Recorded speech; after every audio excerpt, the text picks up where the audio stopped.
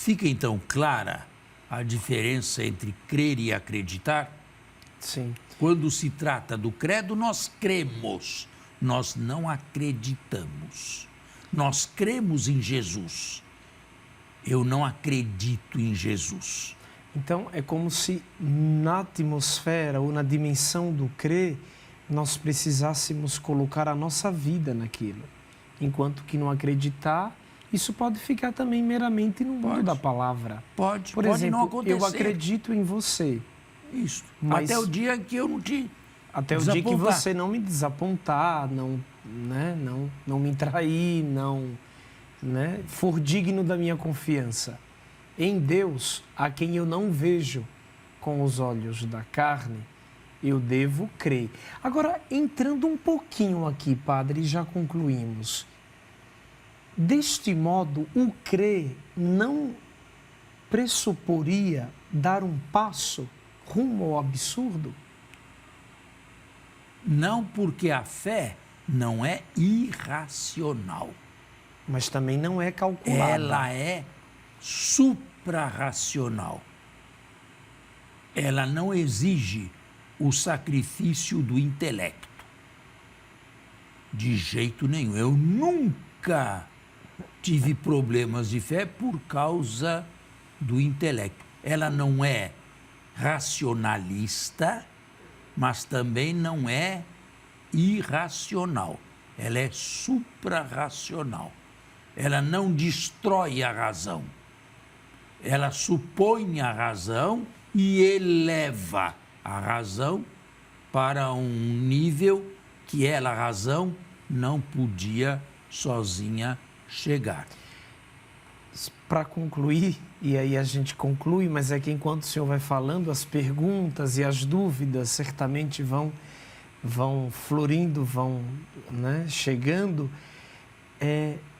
Finalmente, uma pessoa, quando professa o credo, dos seus lábios são proclamadas, segundo a Igreja, as principais verdades de fé. Se a pessoa não está convicta daquilo que ela professa, o credo por ela professado vai ter algum fruto? Não, é um credo mentiroso. É um credo que não tem significado nenhum para ela.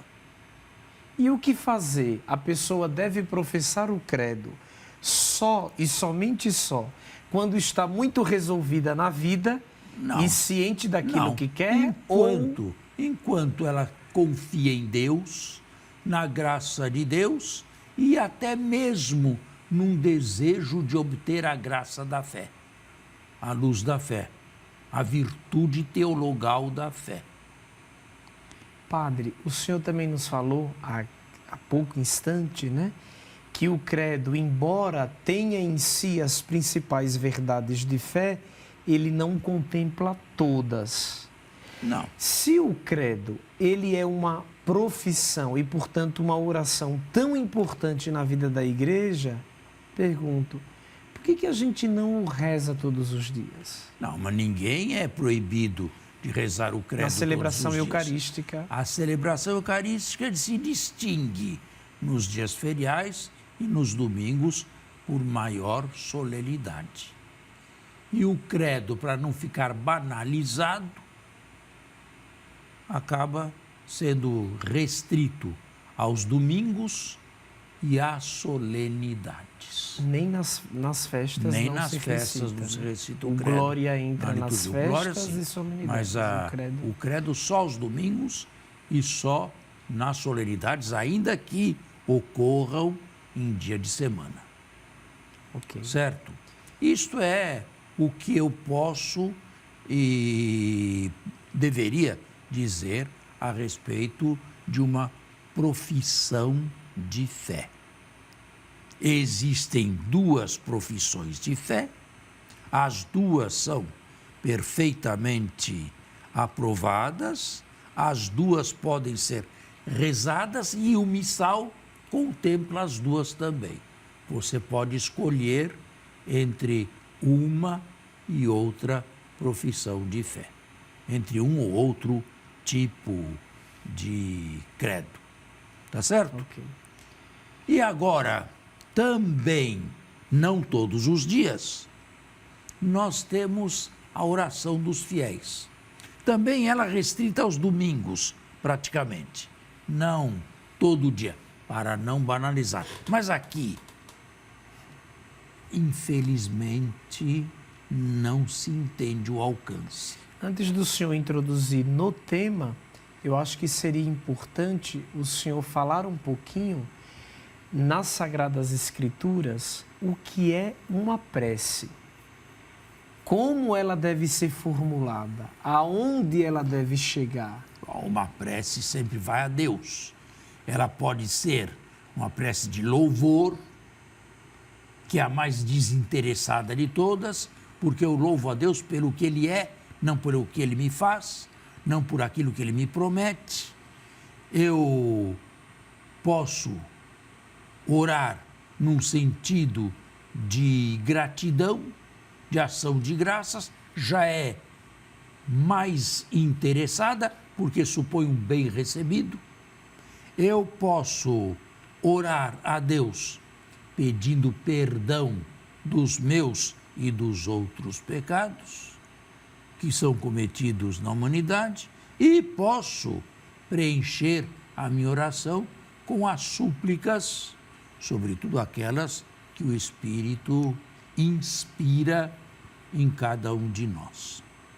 No entanto, não é isso que a gente vê no rito das celebrações eucarísticas no momento das preces, sabe, né? Logo que surgiu a liturgia reformada com a oração dos fiéis, antes do concílio não havia isso, de jeito nenhum, nunca, nem solenidades. Então, no rito de Pio V, do credo já se ia para o ofertório? Já se ia para o ofertório, quando havia credo, porque não era também todo dia que havia credo.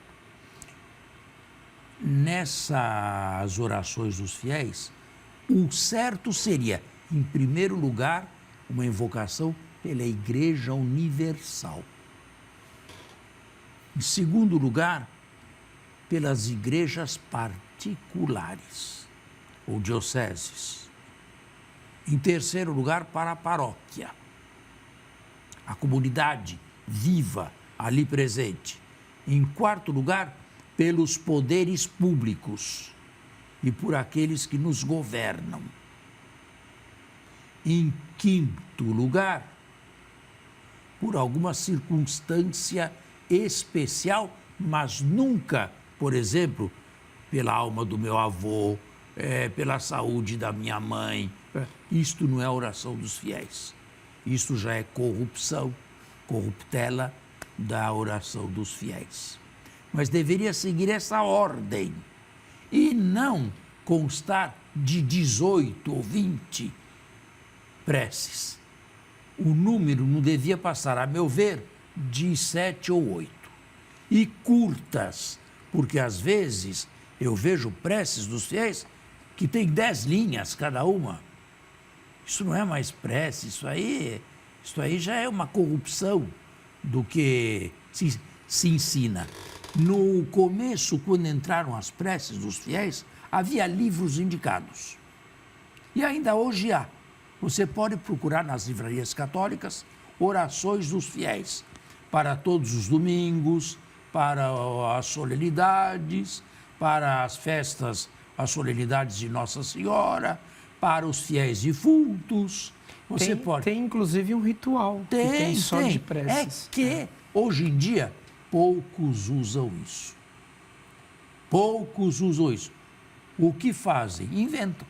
Ou então, geralmente, se apoiam, padre, no folheto.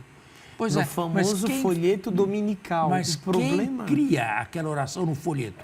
É inventada. São as respectivas empresas, né, que trabalham com isso, né? Pois aí é que está o problema. Sempre porque com profundidade e conhecimento. O senhor falou sobre a estrutura de como deveriam ser as preces, e há muitos liturgistas que também dizem que a prece, de algum modo, deve atender às necessidades da comunidade. Uma delas é isso. Uma delas. Às vezes a gente abre e vê o jornal, a prece está falando de alguma campanha, de alguma coisa que não tem nada a ver com o problema da comunidade, com o problema da igreja. E aí fica uma coisa complicada, né? Nos impressos, nos livros, as preces são mais genéricas. E sendo mais genéricas, elas cabem em muitas outras circunstâncias. Mas se elas forem muito específicas, elas acabam não gerando grandes expectativas e não atingindo uma grande ou diversas grandes assembleias. Elas são pedidas, são feitas, são prescritas para os domingos. Dia de semana se poderia fazer. Eu não faço. Particularmente não faço porque nem sempre estou inspirado, nem sempre sou capaz de formular ali na hora uma oração que esteja dentro do esquema da oração dos fiéis e prefiro pular isto aqui, certo? Mas, a meu ver, deveriam voltar os livros litúrgicos onde existem preces dos fiéis para todas as circunstâncias.